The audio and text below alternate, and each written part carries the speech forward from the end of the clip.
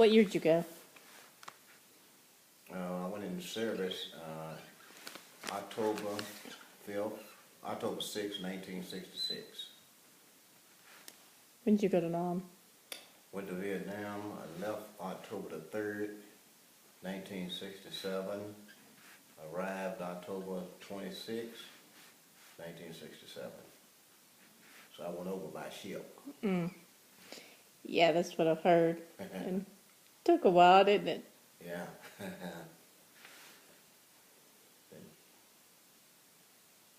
Were you on one of those World War II ships? I don't. Yeah, I guess so.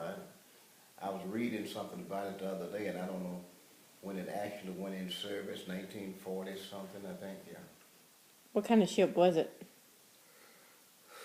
Do you remember? I guess just a transport troop carrier and that kind of stuff. Wasn't necessarily a battleship. Yeah.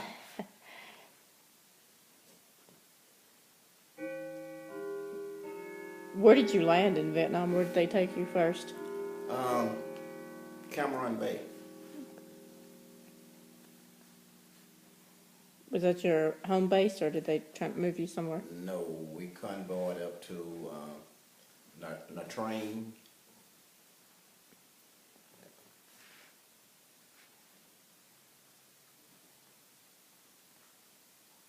What unit were you with?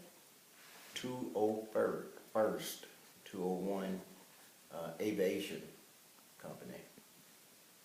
Helicopter. My dad was a door gunner for a while. Oh, really? Mm-hmm. Oh, okay. Are you from here? I'm from Wayne County. He was from Florida at the time. Oh, okay. Yeah. That was And his name was? that was in his third deployment, I think. Oh, he was a career man? Oh yeah. Okay. He did 3 tours. One tour was too much for me. That was too much, huh? Yeah. Yeah.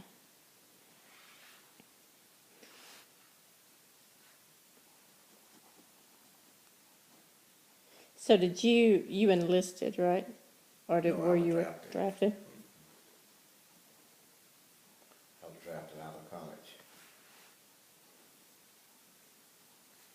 What college were you going to then? Tennessee State University in Nashville. Did you ever finish? Yes, I finished the same year I got back. In fact, I got out of Vietnam 30 days early to go back to college. Cool. Yeah, if you had a good enough reason and you had maybe less, 30 days or less, in country, then you could, they might release you if your company commander says okay to release him and let him go back. So I came home 30 days early to go back to college. I'd completed everything except student teaching when I got drafted. So when you hear or you see something on TV about the Vietnam War, what's your first thought? Well, it depends on what it is, I guess,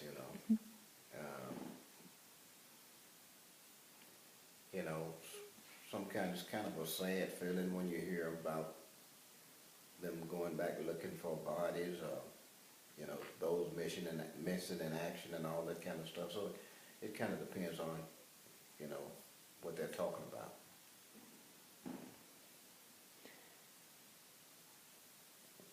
What do you remember about Vietnam? Well, I remember quite a bit about it. I guess my very, very first day in Vietnam, when I got off the ship there, that was the first time I'd seen the company commander, because our whole company went over together, basically, but an advanced party had gone on ahead of us. We built our unit up down in Fort Bragg, North Carolina, and the majority of us went over on ship. I think a few of them, advanced party, flew over. But anyway, when we got there, I was one of the first ones in my company to get off along with another fella, and I don't remember who he was because we had a, I don't know what was in the little trunk or whatever it was, but we were the two designated to take it off the ship. And when I got off, I was greeted by the company commander at that time, and the question they asked me, said, "What do you think about Vietnam?" And I said, "Sir, I haven't been here long enough to, see anything." But anyway, as we began to convoy from Cameron Bay to our post, after we got across the pontoon bridge, I think that's what they call them, bridge with that are supported by little small boats like canoes, and after we got across that bridge, we was told to lock and load our weapon, so I knew that, this is we're getting ready to get into the real thing now. So as we convoyed on the way there, I think a couple of sites we saw where some, I guess VCs had been killed, and they had brought the bodies in and laid them beside the road for passersby to see them.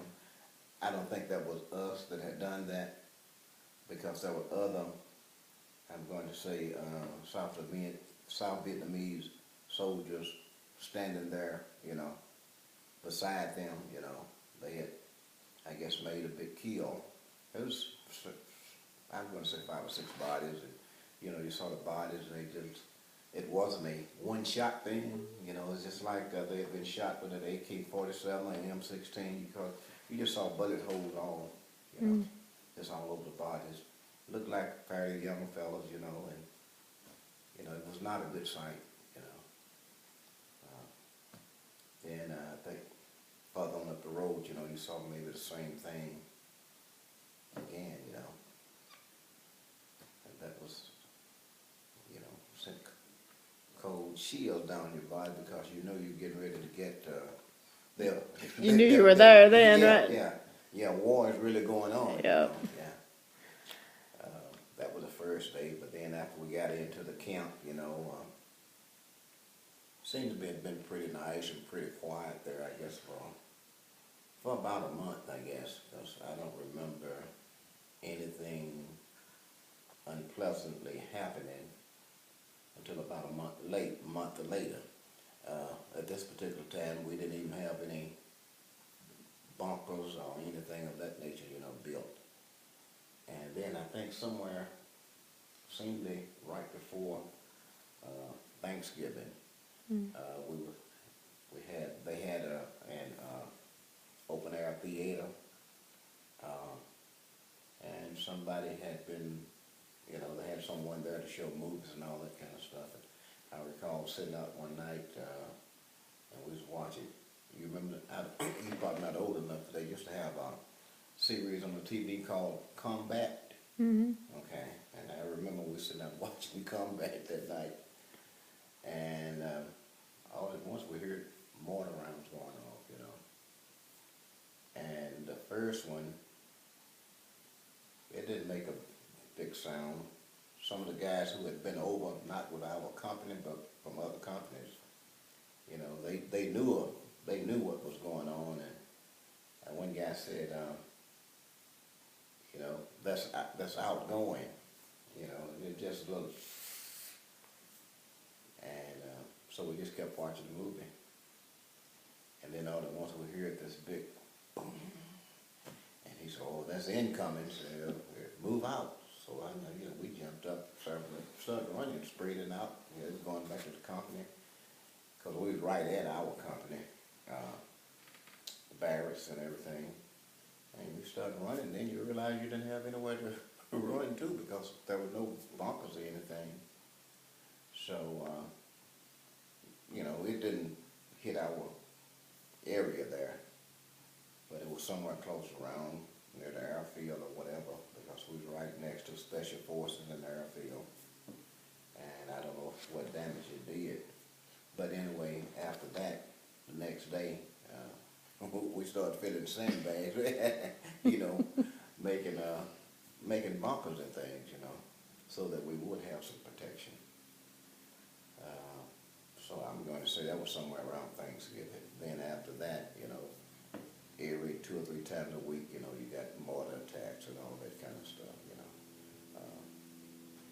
know. Nothing ever just hit our company directly, but as I said, we was around the airfield and special forces camp, and you know, we never know. We didn't know where it hit, but we knew when it was coming. It didn't know where it was going to hit. How old were you? I must have. Let's see, that was in 1967, so I should have been about 25. Yeah, I was about 25. I guess I was born in 42. What rank were you? E4.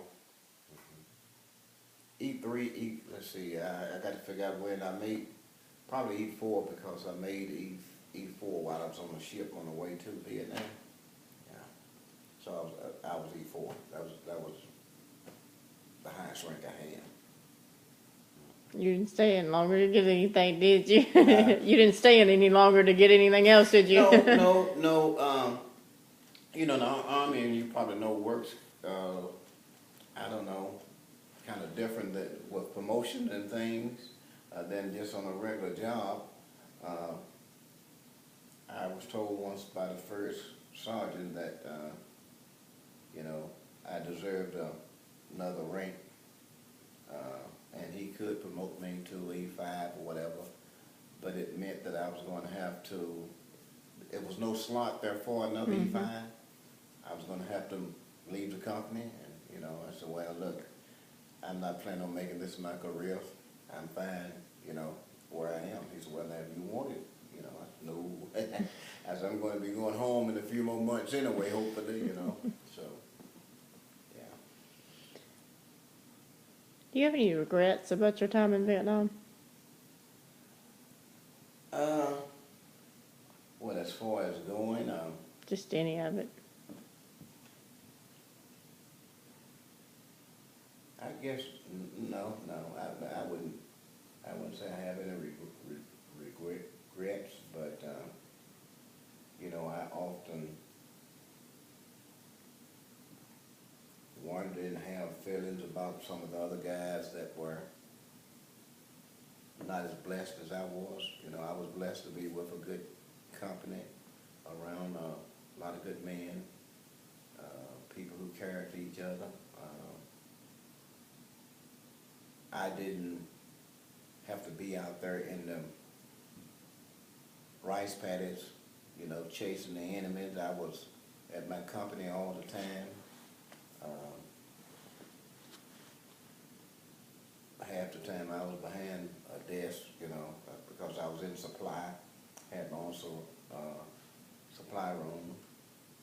But then I saw the other guys who I felt like was protecting me, you know, and making all of that possible. Those guys who had been out in the rice paddies and, you know, all that kind of stuff, actually engaging the enemy, I guess, on a day-to-day basis, you know. Sometimes I, you know, wonder whether some of them caught bullets or something for me, you know. Yeah. I remember once, probably during the Vietnam Tet of 1968, the Vietnam, I guess that's their New Year's or holidays, whatever. When there seemed to have been a big push to hit all the little areas all over, you know. And I was told that, I don't know, but I was told that in order to, I don't know, what I say protect us, they brought in units who had been out in the field, you know, fighting the enemy all the time, engaging, brought those units in and put them in the downtown area, in the outer perimeter, you know, of the base or the town or whatever, you know. I don't know how many people of stuff, you know, it makes you wonder whether, you know, somebody